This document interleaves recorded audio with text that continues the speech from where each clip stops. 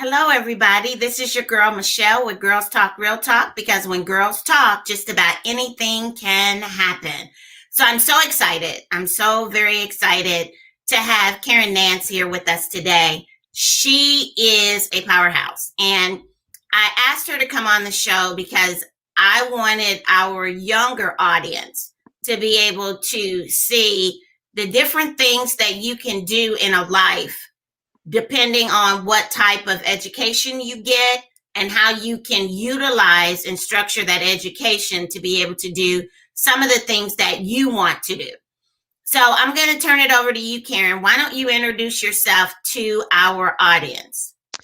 First, I want to thank you, Michelle, for having me on. I'm very honored to be here and have this opportunity to share with your listeners. I was born in San Francisco Bay Area in California, went to school here, went to college at UC Berkeley, graduated, went to law school in Philadelphia. And luckily, I had the opportunity as a freshman right after I completed my year to spend a summer in Africa through the Operation Crossroads Africa program. And I was able to go to 6 different countries in West Africa, and that really whet my appetite. I was only 18 at the time, and it was a fascinating opportunity. So in my junior year in college, I spent the year in Kenya, and it just developed from there, meeting different people, having different experiences. I have 2 sons. My youngest, actually, I adopted from Ethiopia in 2004, so I have a real close bond with the continent. I've only been to West Africa and East Africa, but I'd love to go to North and South. But I didn't know about those experiences when I started as a college freshman. And so it was through meeting other people and learning about different things that I learned about different programs. And so that's my early travel background. Since I was very young, probably elementary school, I always wanted to be an attorney. I liked the attorney shows, and so I knew that that was going to be my goal. So I did go to law school. And actually, the reason why I picked Temple Law School was because it was the only university that had a study abroad program to an African country, to Ghana. And so I felt that that was amazing. They also had a poverty law program. So I just would urge your listeners, whatever your interests or passions are, pick a school or pick a study or a job that reflects what your drive is, and you'll do well. Okay, so let's back up a little bit because I'm really curious in regards to the study abroad program and then the trip to Africa that you actually participated in. How did that actually happen for you? So the very first program I went on was called Operation Crossroads Africa, and it's actually the program that the Peace Corps program is based upon. It was started in 1958 by a Black man, Dr. James Robinson, and he wanted to have a program where students from the United States would go over to African countries. It's expanded since then to Brazil and some other third world countries, that we actually work and lived in the villages with the people that resided there, to learn how their lifestyle is. We lived in a hut. There was groups of 10 to 12 of us, and we all had a group leader. And there was, like I said, no electricity, no running water. And my assignment was an agricultural assignment. And so I uh, worked in the peanut fields, what they called groundnut fields, with the other co participants. And the good thing about the program, we were matched with students that actually resided in that country, in that village. So it was exciting. And I didn't know at the time, the only country I had heard of was Ghana. And I was sent to the Gambia, and I had to look on the map to figure out where that was, because I'd never heard of it. It's a very small country, and it ends up that that's the country where Alex Haley's family is from. Kunta Kinte is from the Gambia. And so luckily the movie had come out prior to me going to the program, which was in 1997. So I convinced our group leader to take us to the village where Kunta Kinte's family was from, and they were still, his ancestors were still there. So that was an exciting experience. And so my professor at that my first year of college was telling me about this program, and I said, "Well, no, I'm going to Ghana my junior year." I had a little schedule. I knew what I was going to do. I'm not doing that for the summer. I don't want to live in a village. I want to stay at the university. And so he broadened my perspective and said, "Why don't you give it a try?" And so that was how I ended up going and participating in that program. We had to raise the money. I think it was $1,500 to volunteer there for the summer. So that's what whet my appetite. And then I went on my junior year to spend the whole year in actually East Africa, because there was political problems in West Africa and Ghana at the time. So I had to pick another country, and I wanted to make sure it was an English speaking country because I didn't have any foreign language experience. And so I really benefited from that. Okay. I'm always interested in hearing about the study abroad programs and the Peace Corps. I'm actually was in AmeriCorps. And Okay. so I didn't do the Peace Corps, but I did AmeriCorps, and it afforded me not only some money for college, but it also gave me an opportunity to realize my love for working with youth. Hmm. And a lot of times, at the time I had children, so I was around youth anyway, but there's a different feel when you're working with people that don't necessarily belong to you. Right. And you're able to see the struggle that they're going through. And it really gave me an opportunity to show my children how blessed they really were. Because Definitely. even here in Indianapolis, where I'm located, there were kids that were below poverty level that I was working with, and I made a point of bringing them in. So the experience that you had in the Peace Corps, um, if you had to introduce that experience to another student, let's say someone that's in their freshman year of college and has been introduced to them, what would you say to them in order to get them to totally understand the uniqueness of the experience? Well, the most important thing is to be open minded and not have any preconceived notions. Back when I went, and this was in 1977, there was no internet. So there was very little opportunity to get information or to get pictures or that type of thing. So my imagination would run away with me. And I think the benefit of youth that youth have now is they have the opportunity to investigate and research, but still it's not the same as being there. And so I would just encourage people to be open minded. That's the most important thing, and not make any judgments.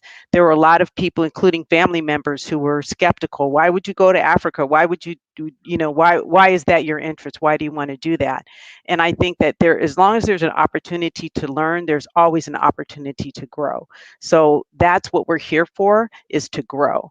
And I believe that that's what I would tell young people, is that, and old people, people my age, you need to understand that we're here for a purpose, and there's always an opportunity to be better, to do better. Okay, now you're speaking my language, because I often say that we are here on purpose for a purpose. And Exactly. it is our responsibility to find out what that purpose is and then begin to live it out loud and in living color, because we don't realize it, but we have people that have been assigned to us. And I as a agree. result, our purpose is the answer to their life question. And so we have to make sure that we're positioned when it's time for those interactions to happen, so that we can provide the information in their lives Exactly. that they need to learn from us. So I'm really excited about that. Man, I'm thinking freshman in college, going to Ghana, living in a hut with no internet. No internet. Oh, that probably would have been a deal breaker for me. Probably would have been a deal breaker. But I think about it, and how did what you learned when you did the Peace Corps and when you did the study abroad program, how did that mold you and even make you more serious about becoming an attorney? The thirst. If I could pick one word, I was thirsty. There was so much I wanted to get out of life and so much more to learn. Mhm. And so 6-week program after my freshman year. At 18, I was just a neophyte. I just didn't know what was in store for me, but I knew that I wanted to spend a year. My goal was to spend the junior year in Ghana, but like I said, because of the political problems there, I went to Kenya. The interesting thing is you go down a path and you think that this is the path you're supposed to go, even though the Gambia, uh, that country is English speaking. Mm-hmm. Every country surrounding there is French speaking. So I took 3 semesters of French so that I could travel around that area. Well, there's no French speaking countries in Kenya, surrounding Kenya. So that was took me for a loop, and I felt like, well, that was a big waste of my time. But it's never a waste of time to learn, Right. even though I wasn't able to use the language, the French language in Kenya. And at the time, there was a lot of political unrest. The first African president, Kenyatta, had died the week before we got there. And so there was a lot of political unrest. Idi Amin was in Uganda. So all the borders surrounding Kenya were closed. We couldn't travel to Sudan. We couldn't travel to Uganda. So we had to make do with what was available. And so that was a lesson too, because at that time, unlike now, there there wasn't an awareness of what was going on politically around me in the Mhm. United States, like we're aware of now. But then I became acutely aware there were people that were arrested and who were political prisoners in Kenya.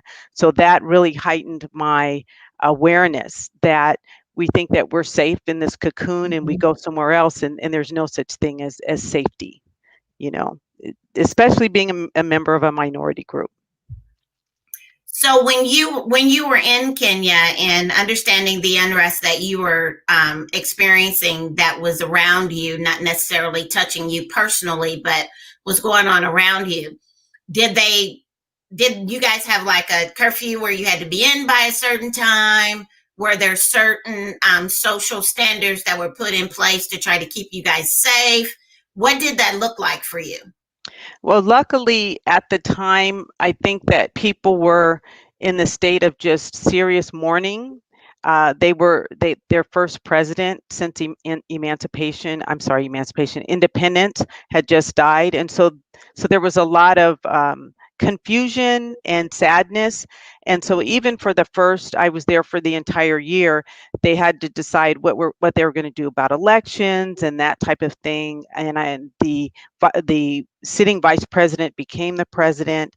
And so, unless you were an outspoken person on a platform speaking out against the government, I didn't sense that there was any chance of any type of repercussions for just being in the capital city at that time. So I didn't feel unsafe, and there weren't any type of demonstrations or anything like that while I was there. So I think that with the second set of elections, there may have been, but not with when we were there in 78, 77, 78. Okay. So when you are there and you've already been to Ghana and you've worked in the fields and you've done the native work to the area. I'll say Yeah. that to the area that you were in. What was it that you participated in when you were in Kenya? I was in school. So it was my junior year of college, and we were required to take a full course load. Mhm. I had an interesting major. I was a rhetoric major, which was the argumentative speaking and writing. So, of course, there was no comparison or a comparable uh, study curriculum there in Kenya. So I majored I took my classes in the literature department. And so we went to school. There were about 19 of us in all different areas of study. And so my area that was closely related to my degree major was literature. So we went to class with all the students at the University of Nairobi, were required to do all of the work, and were graded based on the same criteria they were as well. So we were actually living in the dormitories as well. We weren't separated. My roommate was a Kenyan student. So we were totally immersed into the academics there. So that was a good thing. So, with you being there at the university and being immersed in that culture, what was that like? Because I know their culture cannot be anything like our culture here. it it was very different at the first semester, so up from, I'd say, August through January. It was a huge adjustment. The food, for example, we complain about dorm food here, but we're talking literally green eggs, and like, they called it ugali. Looks like grits, but just a white form of a blob on your plate. And so, that was difficult. And so just adjusting to the food. The water in the dormitory was always cold unless you got up at like 3 or 4 in the morning, because they had a limited amount of hot water, and if you didn't catch it then, you wouldn't get it. No washer dryers. No. What are the other amenities? Just just bare minimum. Just bare minimum. Um, the beds weren't beds; they were cots. Just like a mattress, not even a mattress, just a little thin piece of foam on a wire mattress. But at 20, you can deal with that. I it was okay. I can handle this. Everybody else is doing it. So, I just wonder. Well, I don't have to wonder. I know at this point that wouldn't be something that I could handle for a year, maybe a week or two, but not long term. Okay. So, in regards to outside of the classroom, when you were interacting within that community where the college is, what was that like for you? Well, the people that we associated initially were with the people that went on the program with us, that were from different UCs in California. That's University of California campuses. There, I think, were 9 or 10 of those campuses. So we all stuck together. But after about a month or so, we started spreading out and meeting the people that were probably mostly in our major and that type of thing.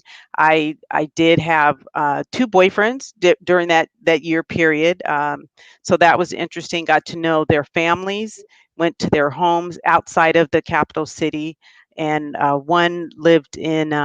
There were 2 different ethnic groups, so that was interesting. The types of food that they ate were different, and so that gave me a different flavor, a different perspective, and that was good for me. It You can live in a vacuum in on campus and not have an opportunity to know what's going on outside of that. So a lot of us made friends and spent time with people outside of that environment, especially during the Christmas and spring breaks, because they would close down the campus. So we had to find our own places to live during those periods of time. So we did that. Okay.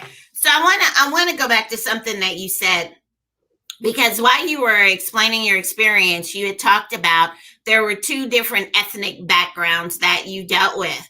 So, being from the United States, never having gone to Africa myself, Mhm. what did you mean by that? Are you meaning that even though they were considered Africans, there were different ethnic belief systems and processes in which they lived their lives, that you experienced?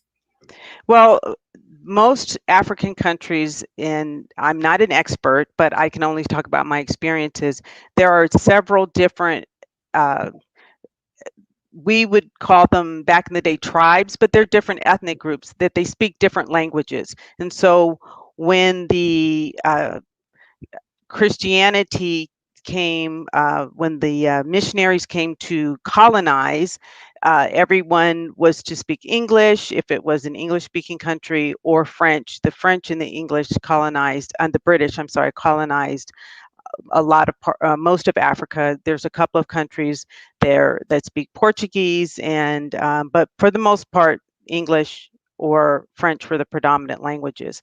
So so luckily, the ethnic groups maintain their own native languages in the villages and outskirts. So people do understand and speak their languages if they're brought up in the villages or even around the immediate area. The national language in Kenya is English. In Tanzania, it's Swahili. So most people, unlike people in the United States, speak more than one language. They speak 2, 3, 4 different languages.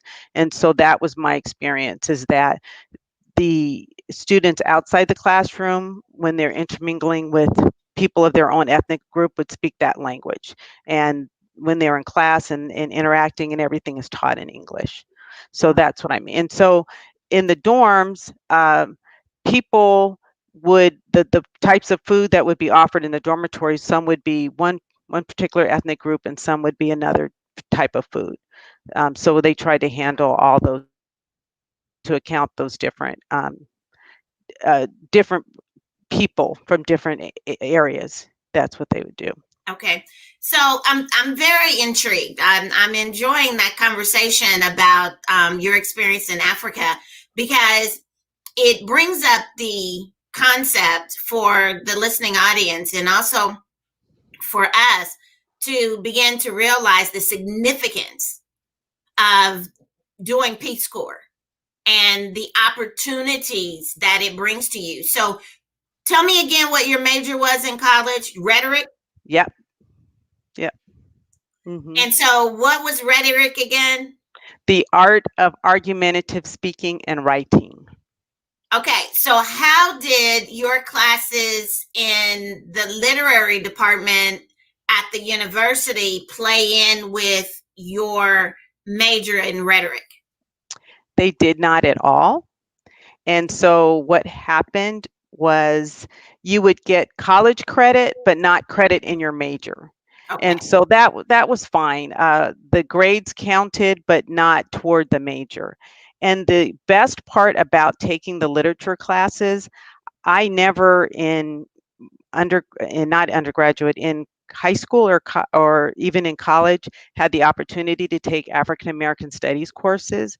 And so there was an opportunity to take a West African class, West African literature, South African literature, and African American literature.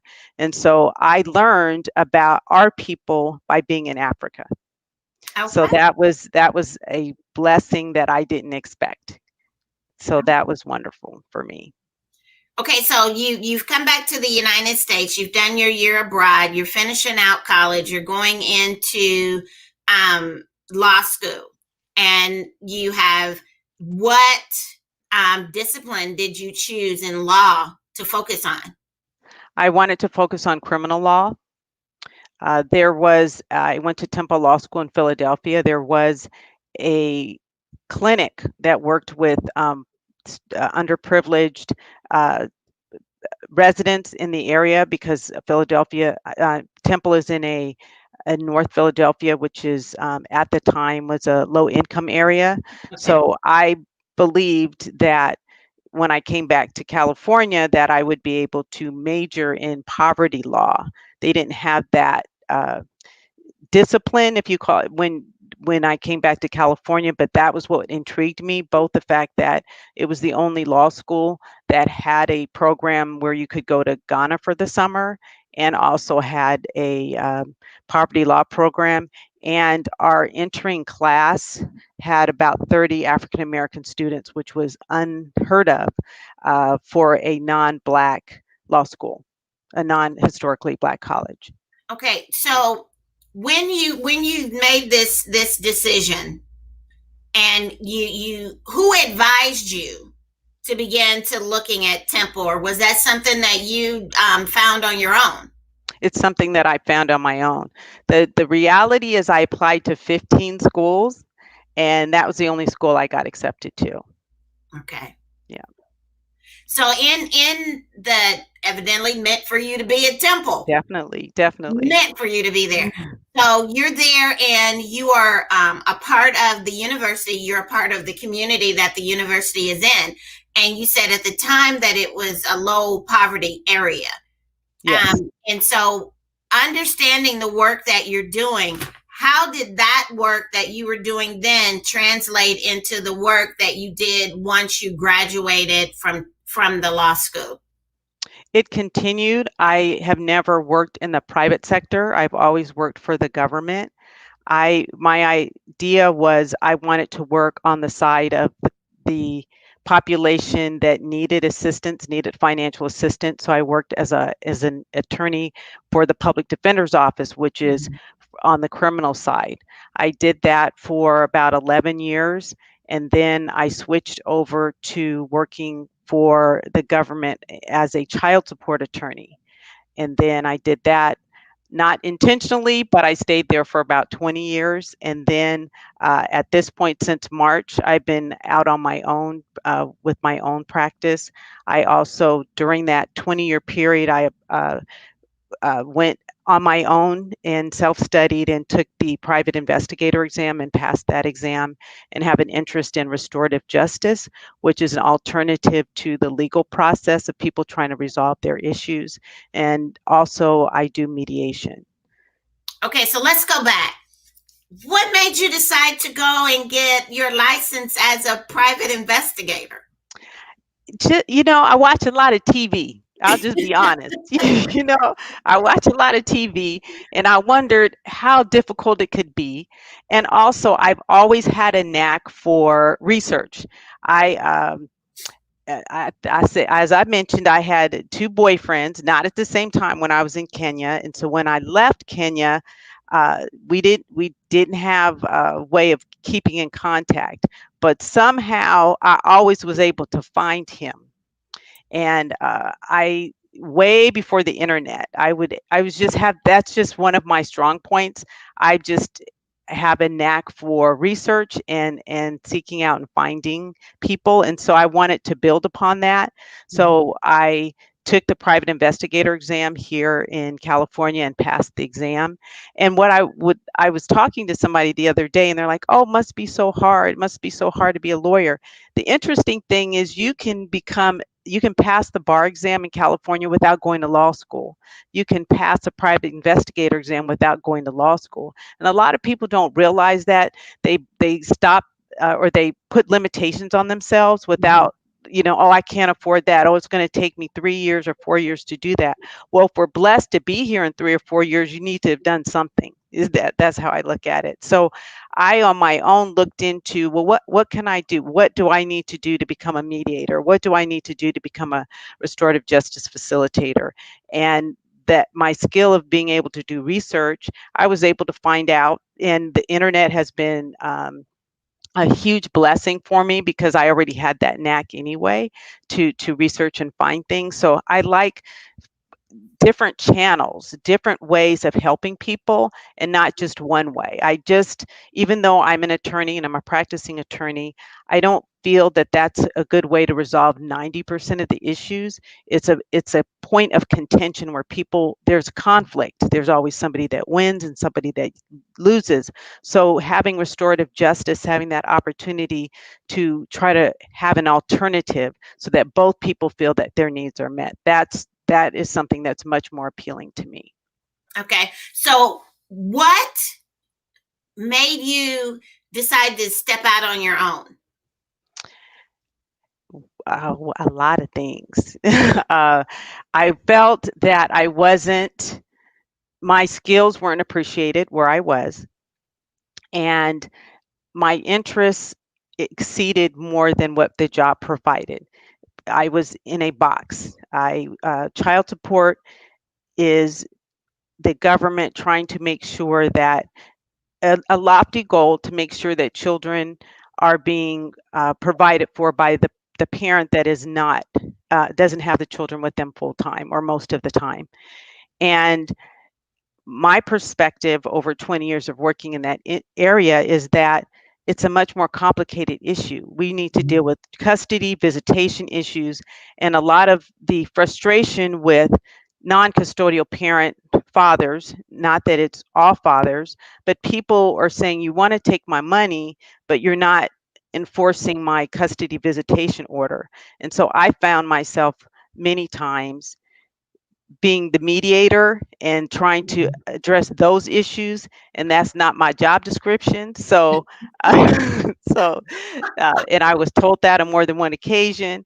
And I like dealing with the whole person. It's like, why wouldn't we, deal with that instead of telling somebody, I'm not going to help you with that.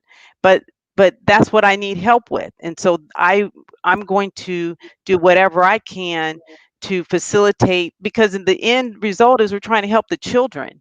So Mhm. why wouldn't we try to mediate and make sure that the parents are on the same page? So the number one answer is I was working outside my job description. And so I wanted to be in a position where I could provide more assistance to it, and address what people needed, instead of putting a hammer down saying you're going to pay. We don't care if you visit or see your kid at all. You need to pay. That's Karen's version. And after 20 years, I just was ready to do something else. I can understand that. I can understand you growing out of that place. That place no longer was enough to house your interest. Definitely.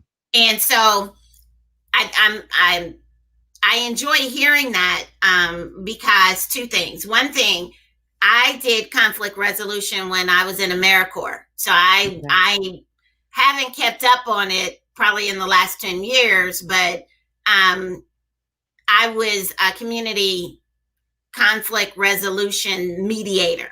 Okay. And so I would literally go into the community to different places and community centers, mostly here in Indianapolis.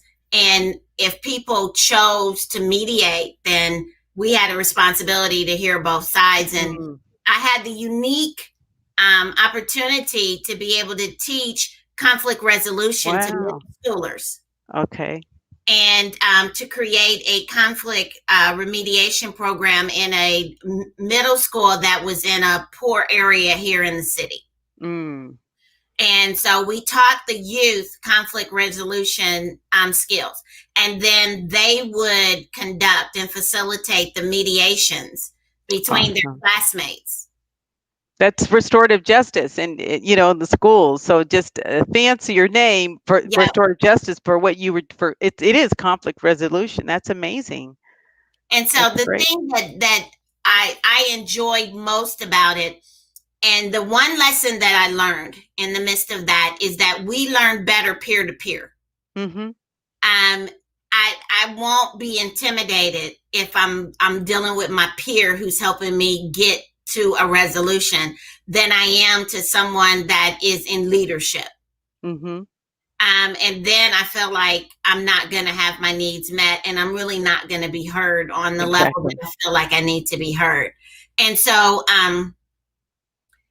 your work that you did in Ghana, your year abroad in Kenya, the work that you did when you were going to Temple and working with the clinic that you work with, do you feel like that all set a tone for you to easily step into the restorative justice field?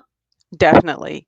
And I spent a year, 2018 to 2019, working in a local prison through with the restorative justice program. And it was a year-long program. I have to say that I believe I learned more than they did, or they gave me more than I was able to give them. And so the pull for me is there's such a need with both the school age and with the prison population. And so it's a pull. It's hard. There's a lot of work needed in both areas. Unfortunately, with COVID, that that ability to go into the prisons ended, and luckily the class that I was working with a co-facilitator, they ended up finishing up in November of 2018. But that's my struggle, is finding uh, where to apply my time, because the need is huge in both areas. Huge. And so, in what is you're talking about in regards to restorative justice, um, how has it really been received by the individuals that you're working with? How are they receiving that concept?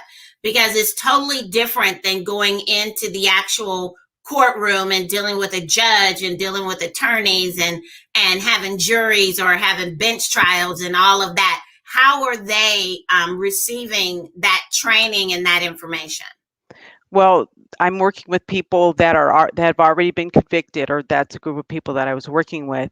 And Mhm. so it's an opportunity for them because it's a curriculum that we had them follow to just sit back and examine their life. And these are all it's a totally voluntary program. And so they have to go through the steps. It's not a 12-step program, but it's a program where they look at their family circumstances, their economic circumstances. Uh, Obviously, I don't know if it's obvious to everyone, but most of the people that are incarcerated are people of color, primarily African Americans and Latinx peoples. And so, just understanding the dynamic, and as and I would be remiss not to mention, given the situation has gotten a lot worse since November of 2018 when I stopped working there. So I would believe that it's important. A lot of people don't understand why are we in this situation? Why are so many more of us incarcerated than other people when we're not the majority of people committing the crimes? And so it's a realization. There's not any solutions, but I think that giving people tools to navigate and figure out, well, I'm going to get out of this institution. So what am I going to do? There's still racism. There's still the possibility that I may be reoffend. And what do I need to do to get my life together so I'm not in that situation again? And so that's the challenge, I believe. And a lot of people are in custody that shouldn't be in custody based on the type of crime. I there are many individuals whose stories are, I sold a piece of candy the third time and I'm looking at life when there was a three strikes law. So there are a lot of people, luckily, in California and other parts of the country that are working on that. So it's a lot of injustice. And so it's stressful and it's sad, and we can't give up. That's my perspective. We just have to replenish, refresh, and keep the fight going. So even though your program ended in November of 2018, um, is the program still going on? Oh, I'm sorry, it was November 2019. The program, the institution we were working at, they're closing that institution down. So the people there are going to other institutions. And so the program will continue with that facilitator in a different institution. I haven't worked with that facility since the COVID shut down. And Mhm. so I've done some more training with restorative justice in schools and have been asked to do some work in that area. And at the same time, I'm still doing mediations. And so I'm trying to decide, and I'm writing a book. And so I'm trying to figure out where I want to apply my time. So right now I'm writing a book about my grandmother, who was a civil rights activist. So that's my focus at this time. So a great segue, perfect segue into what I want to talk about. Tell me about your grandmother and what has inspired you to write this book. Oh, thank you for asking. My grandmother, her name is Ethel Ray Nance. She was born in 1899 and she died in 1992. And she was very active in the Harlem Renaissance in the 1920s. She was W.E.B. Du Bois's secretary for over 40 years. She worked with Langston Hughes and obviously W.E.B. Du Bois, and there were two major Black magazines at the time, the Crisis and the Opportunity, and she was the editor, helped with the editing of those both of those different magazines. One was with Charles S. Johnson, the other was with W.E.B. Du Bois. She came out to California in the 40s, Mhm. and at that time, the first Supreme Court Justice, Thurgood Marshall, was working with the NAACP before he was appointed to the bench in helping men that were in Black naval men who were in Korea and in Japan, they were being discriminated against. And so the NAACP branch in the San Francisco Bay Area was raising funds for a Thurgood Marshall to represent these men there. And so she was very instrumental in working with that group and raising funds. So she was working with Thurgood Marshall as well. And so she has a very rich history. The book that I'm writing is Ethel Ray Nance more than just a footnote, because she's mentioned in probably 50 or 60 books, but just a one-liner, she did this, she did that. And so I want to give her the proper credit and exposure that she's entitled to. So I'm really excited about that. And it'll be out before the end of this year. So as we look at this, and I when I read your bio, I was like, wow. I understand legacy. I, I'm I am the youngest daughter of three. Um, Four kids, three daughters. Okay. With my mom. And my mother, wow, she is a force to be reckoned with. And the work that she has done in teaching and in working with youth and touching lives and being that quiet champion behind the scenes sometimes, but the quiet champion has created the avenue for me to make choices that I'm making today that I never thought back when I was a teenager in early 20s. I'm like, no, I'll never be like her, ever in life. And then you find that those influences are the ones that help guide you into the direction that you are to be in. Right. And so if you had to tell one story about your grandmother, what would that be? One of your fondest stories. And this was probably in the 70s. So she was already 70 years old at the time. She was one of the founding members of the African American Historical and Cultural Society in San Francisco. So she would have me come to work. I was probably 15 or 16 years old, do some typing and filing. I didn't know at the time that she was a volunteer and I would get paid, but she was the one paying me, not the institution. So I didn't know that for years.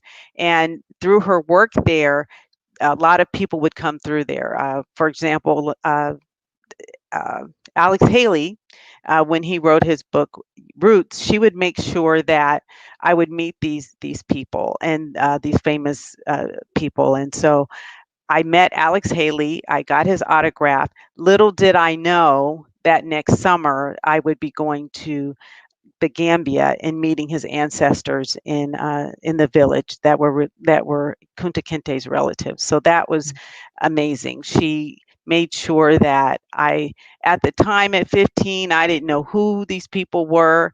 I didn't care who they were.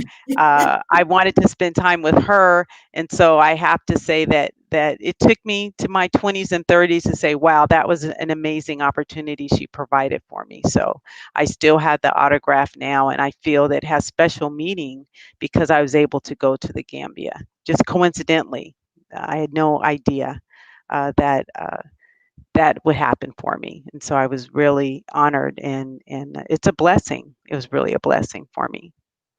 So the influence that your grandmother had in your life, do you feel like she is the reason why you have taken on the lifestyle and the career that you've taken on? I definitely feel that way. The interesting thing is that she never shared her experiences in terms of the people that she knew and the people that she worked with. She was very soft-spoken and humble. And so she would direct me. I had no idea. I thought that she was just a secretary.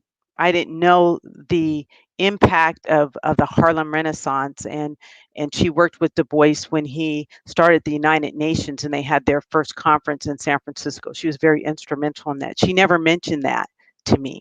And she was always concerned about all of her grandkids and wanted to focus on what they were doing. She was very supportive of me going to law school. She was very supportive of me going to Africa, but she never said, well, I know this person, or I did this, or I did that.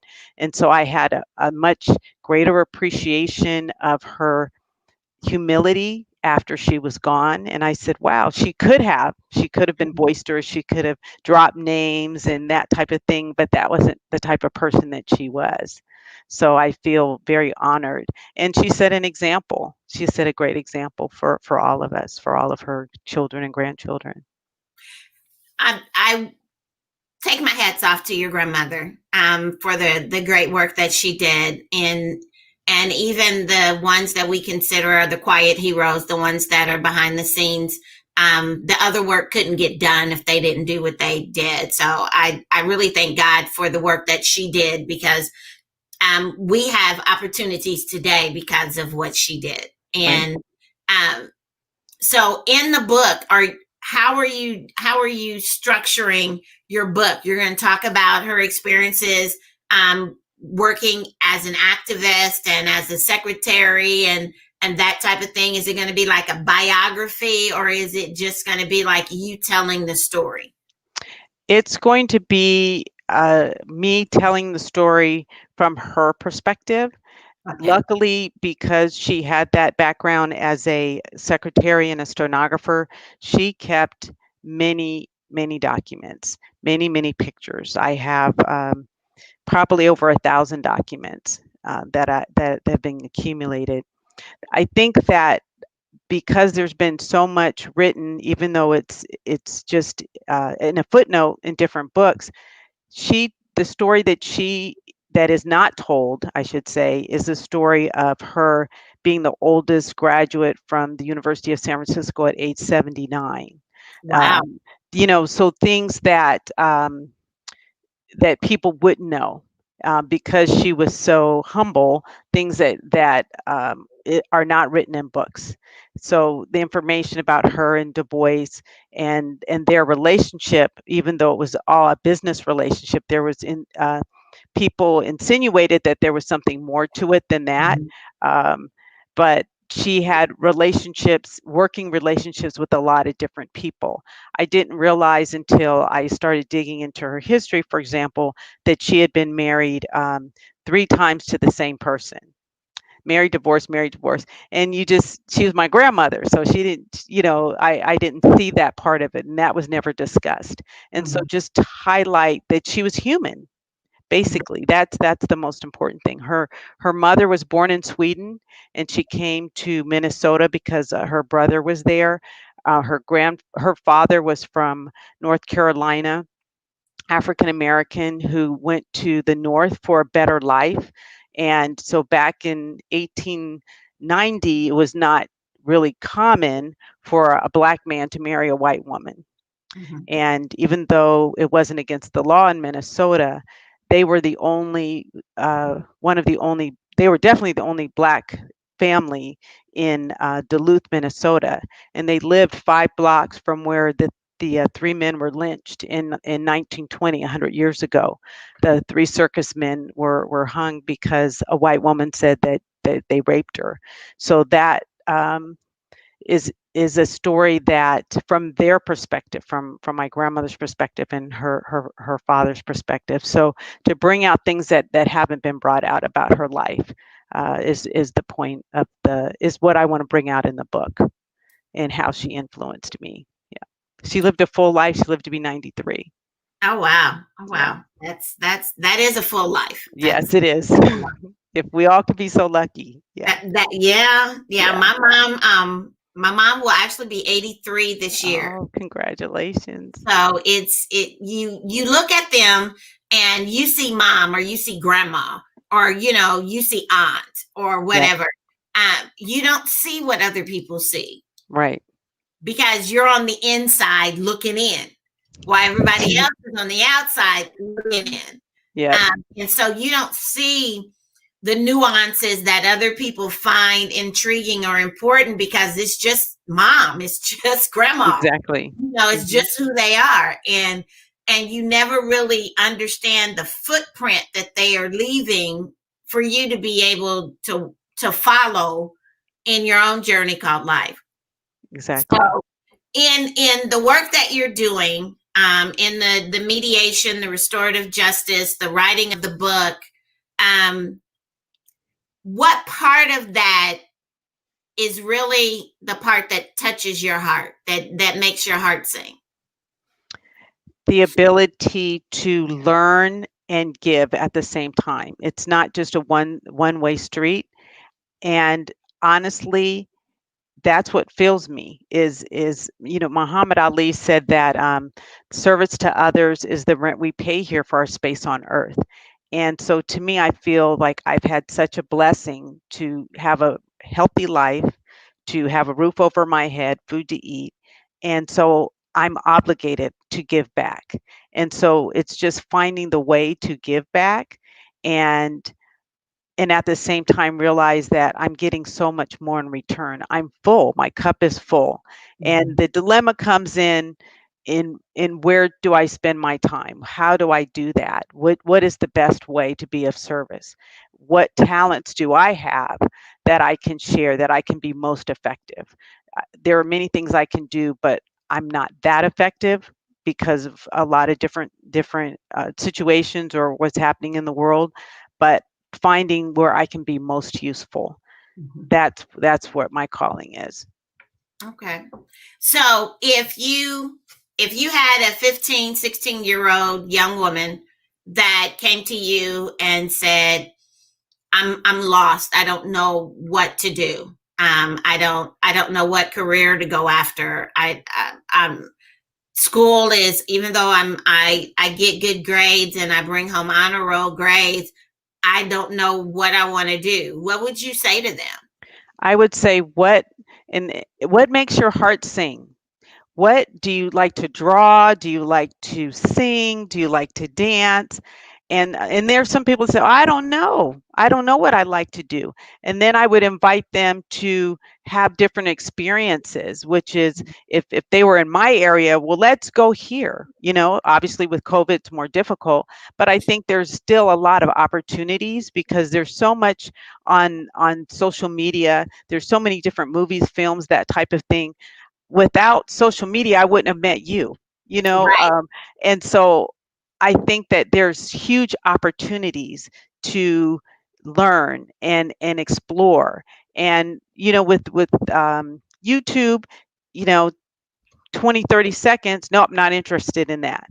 I wouldn't have a problem spending a day, 2 days, however long it takes to try different things, to expose them to different things. Oh, I might be interested in that. I never knew that existed. And so I think that spending one-on-one time with someone, even though we can't do that physically, there's Zoom, we can sit there and explore. Mhm. And I think showing someone that I'm here for you, I don't have nothing's more important than you right now, and I will spend as much time as needed to help you get to the space where you find something that you think you like. And there's nothing wrong with finding something and saying, it's not what I thought it was supposed to, what I thought it turned out to be. There's a billion other things that we can explore. And so to me, I think it's giving that person a one-on-one and say, there's something in this world that will appeal to you, that will warm your heart, and I will stick with you and find out what that is and help support you to figure out how you can get there. Because I don't believe that there's something for everyone and there's some way to generate income for everyone, and we just have to help them find it, regardless of how old we are. Yeah, that's true. That's true. Thank you so very much You're for very sharing your welcome. experiences with us. I am I am intrigued. I might have to try to figure out how I'm going to get to Africa to learn a little bit more about the culture, because I am Americanized. So and I know the cultures are different. Thank you for your work that you have done with restorative justice, and thank you for the work that you have done with the poverty level and below poverty level individuals. And thank you for even sharing your grandmother with the rest of the world, because it's so easy to keep that information to Mm. yourself. and to hold it close. This is my family heritage, my people, and Yeah. not share it with everyone else. So when the book comes out, you're going to have to let me know so that we Okay. can make sure that we get you back on the podcast so Thank that we you. can highlight it and make sure that people know the gem that she was Yes. Thank you and so the much. work that she did. Yeah. And I appreciate you. I've learned so much from you, and I can't wait to hear more about your work because it's fascinating. And thank you for allowing me the opportunity to be here. It's much appreciated. Thank you so much. That's no problem, no problem. So, again, everybody, this is Karen Nance. She is an attorney, an investigator, an activist, and an author. And so, we thank you for coming on the show today. So, for anyone that is interested, I have something totally exciting coming up tomorrow that I am just over the moon excited about. Everybody that knows me knows that I like to bring important and informative conversations to the platform that open our eyes and gives us an opportunity to see life in a different aspect. As everyone knows, we have experienced some things recently that has populated the news, that has created sadness, anger, uncertainty, insecurity within the American community. And so tomorrow, we will have Karen back on again with a panel of individuals that will be coming on to discuss the events that happened in Washington, D.C. on yesterday. And we will be talking about the attack on the democratic process. A lot of people in the news have said that it has been an attack on the Capitol. But if you think about it, it really was an attack on the democratic process. And so we're going to talk about that tomorrow at 7 o'clock in this same space. And we're also going to have Karen here. We're going to have Rita Green. We're going to have Erica Salih. We're going to have Greg Merriweather. And then we're going to have Ibram Tanner that are going to be on. And we're going to be talking about the attack on the democratic process. And we're going to be having that conversation in this space tomorrow at 7 p.m. Eastern Standard Time. And so I want you to come on, listen, share your voice, ask your questions, because it's going to be interactive. And I think that it's necessary for us to have this conversation now to prepare us for the conversations that are going to be taking place later.